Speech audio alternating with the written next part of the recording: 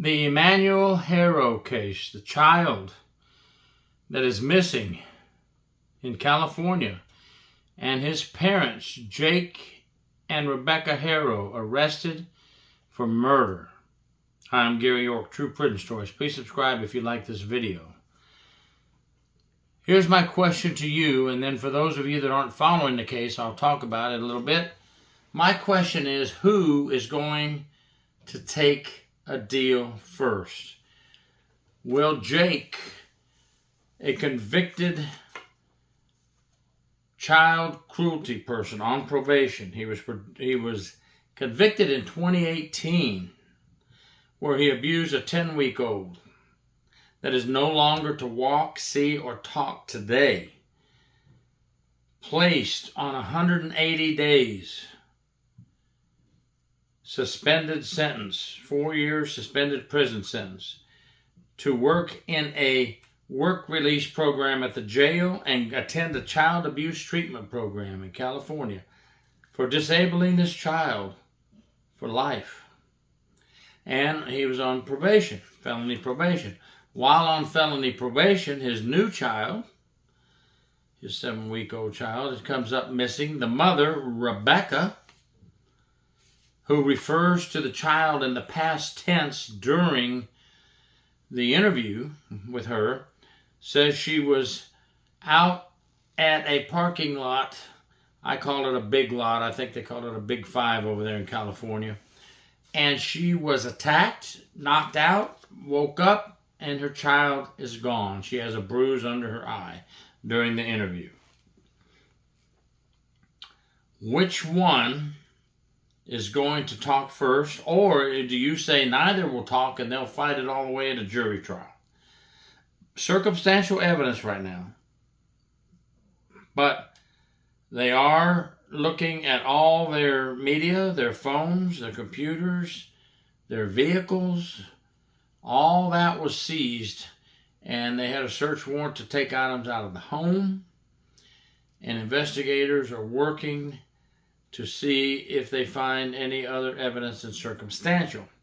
In the meantime, half of the population of the United States is upset with probation and parole, child protective services, the judge for such a light sentence, blaming it all on them. So let's take a look at this, folks. Number one, I agree. Jake Haro, a daughter from his previous marriage, he was charged with willful child cruelty, brain hemorrhage, fractured ribs, skull fracture, swelling, and fractured leg bone. And one of their devices back then showed that his device, a laptop of his or something of that nature, had Googled how to feed a baby with broken ribs. He denies he did that, says a relative looked that up.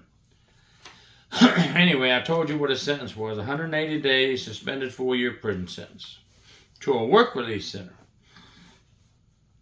Now, he's on probation and then this happens. So hopefully he'll get no bond. I hope California judge doesn't break down and somehow find a way to give him a bond, or her, while they investigate the two of them for murder of their child. This was a second child now.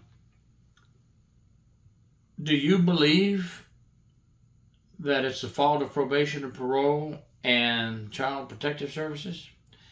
Well, I believe that the investigation should also look into those areas, find out everything they have in their records and home visits and what they've done since Jake Haro has been sentenced and placed on probation.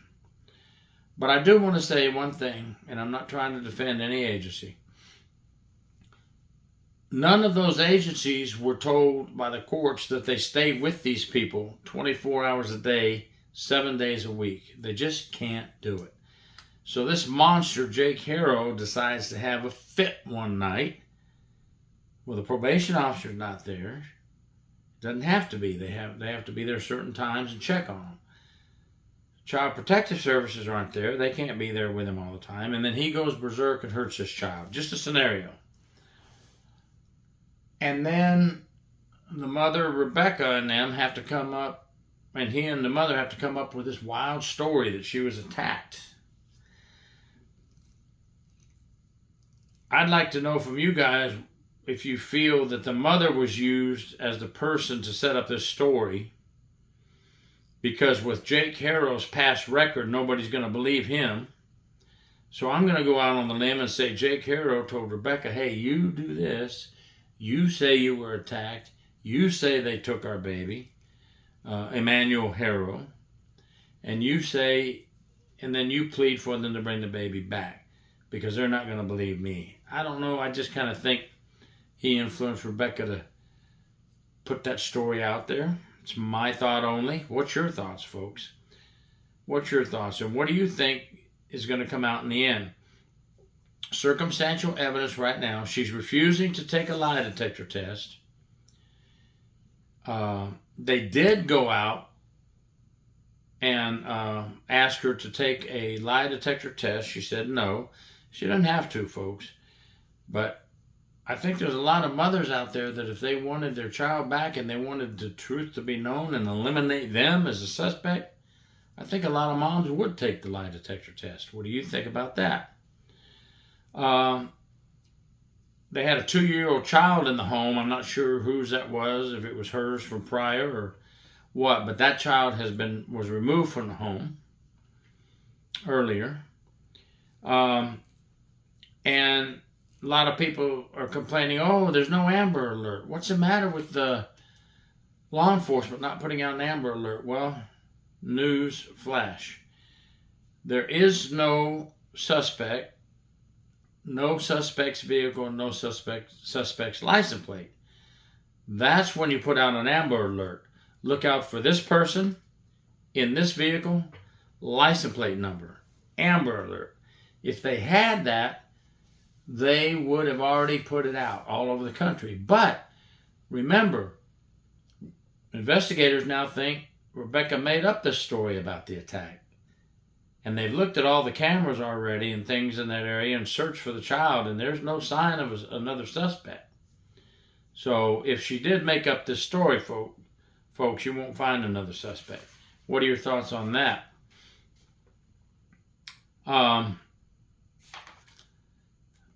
Law enforcement said that she talked for a while, referred to the child as in the past, which was very something humans can't control.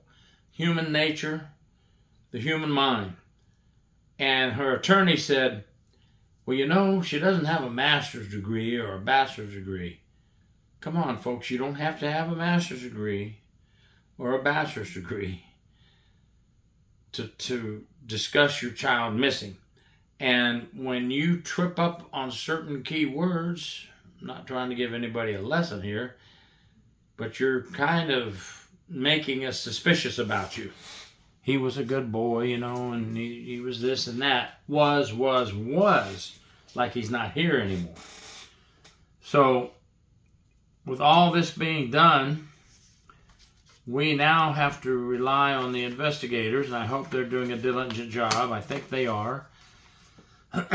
Not only investigating the missing child, Emanuel Haro, not only investigating his murder, but investigating the care that was given and how well was Jake Haro supervised. That's the big question for a lot of people.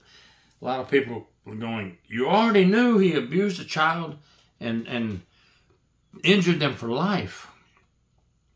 And now you let this child come along, you don't do anything about it? Well, I would have to see, you know, what the judge decided, what the courts decided. I'd have to see the probation file, see what's been done, see the notes the probation officer took. I'd have to see what Child Protective Services has done, and I'm not going to say anything bad about them until we find out what really happened on their end.